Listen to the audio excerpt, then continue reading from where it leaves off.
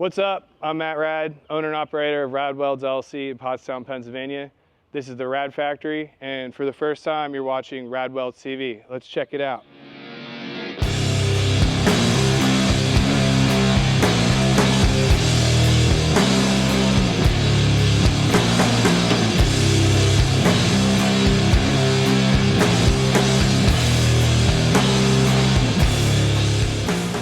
This is the main portion of the shop.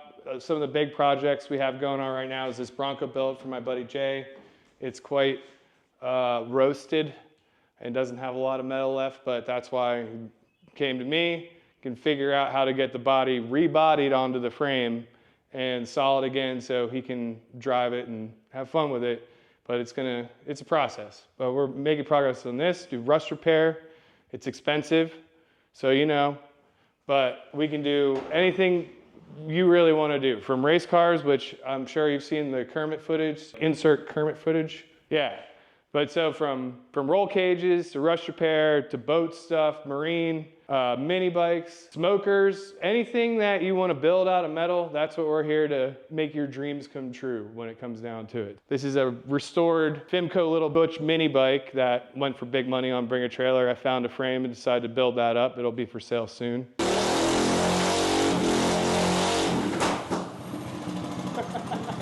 And then this is one of my personal projects that I kind of use for R&D. This is more of like a test mule kind of vehicle for the niche market parts I build there. But there's a good look at the prototype intake and then prototype camber plates, the flush mount there, so you can see what they look like installed in the car. Unfortunately, they're not zinc coated black, but they were originals. This is kind of just like a straight up welding and grinding room. We have a rear beam sitting here that's getting a stabilizer bar for Kermit added to it. Any kind of bench work we can do, cylinder head repair, a lot of aluminum stuff, exotic metals. And then let's continue onward.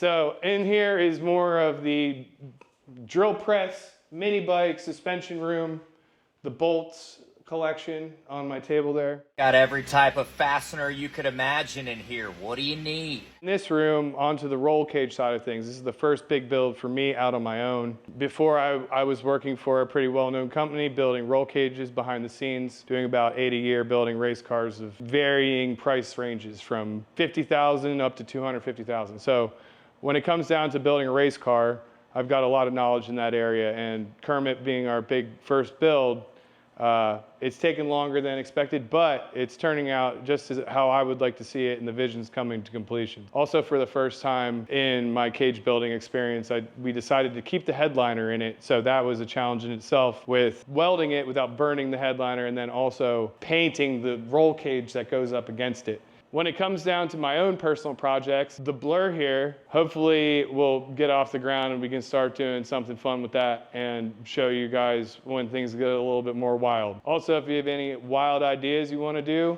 I'm totally on board to make that happen for you. You want to do a full tube chassis, custom frame, put the motor in the back of a car, let's go for it. If you got the money, I can definitely make that happen for you, and you know, let's get wild, because that's what I'm after. All right, so I'm going to talk about my Rad Slam suspension that I've cooked up over the past, well, over a decade now, because with how low I run my car, it causes the problem that all the suspension available that's based on stock suspension doesn't quite go low enough. You're always going to bottom it out, and let's face it, extended strut tops look like shit in an engine bay. Complete shit. I'm just going to say it again, they're terrible. I used to run them myself. You know, just don't do that anymore. You should probably get equipped with what we have here, where the baseline is actual fucking low and not stock height. We're not going up, we're going down. That was what this is supposed to accomplish. It's actually a suspension off another car I've adapted to fit the Mark I platform, and do some changes and upgrades, some aesthetic detail oriented stuff, like the strut caps here actually flush mount to the top of the strut tower, because a lot of the other ones sit flat, where that creates a gap in there and visually isn't as good looking as what we have here. It's one of those details, once you see it, you can't unsee it. So you look at show cars with, let's say, air suspension, and they have their flat camber plate, where there's just all that sheet metal unfilled, you're gonna notice once you start looking at it. The camber plates are made out of actual steel instead of aluminum to make them strong, and I modify everything to fit within that. Right now, I have 2 cars on it, and then we have 6 full sets or 6 regular sets in the wild of just fronts, and we're moving on to making the rears now. So 1 set's on my car, 1 set's on Johnny's car, his body drop car. They're working really good. So these are what we're looking at here. These 2 are the rears in progress. So when I first had the idea for the flush mount camber plates, I actually had my kid brother draw them in CAD for me, and I, had them made by a local custom machinist. Now we're offering zinc plated steel construction. To get to where we are now, I can't thank Sam from SDG more, because without him, we wouldn't be doing this. He's helped out a lot, and is also now 3D printing parts for the rear of the suspension. We have 3D printed, let's say, flexible bushings that are pretty trick. Great job, Sam, and thanks for all your help, man, because like I said, without him, I wouldn't be doing this stuff when it comes down to figuring it all out and getting it to a actual product for sale. If you have a low car, body drop car, this is the suspension you're looking for. We're able to keep it at near full travel all the way down. It improves the ride quality astronomically, especially coming from suspension that was fully bottom out and not designed to go that low in the first place. I love them on my car. I drive it all the time and have nothing but good results from them. So if you're low as shit, get this shit.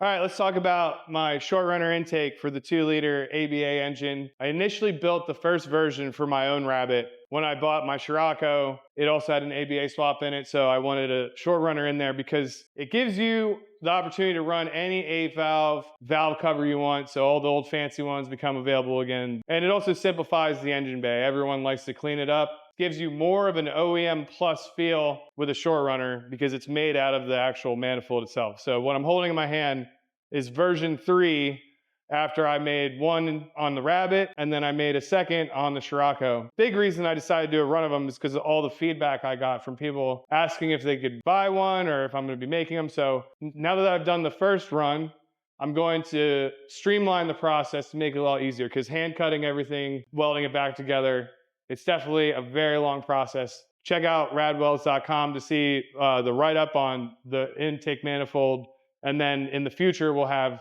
them back on the site for sale. I'm basically using my own cars to develop all these parts because A, I want them, and B, they're working so well, let's get them to people who also want them. That's the big thing. It's about quality. I want to build quality, cool shit. That's what we're doing over here. Thanks for watching Radwelds TV, a static age production. Set it to melt. We'll see you later.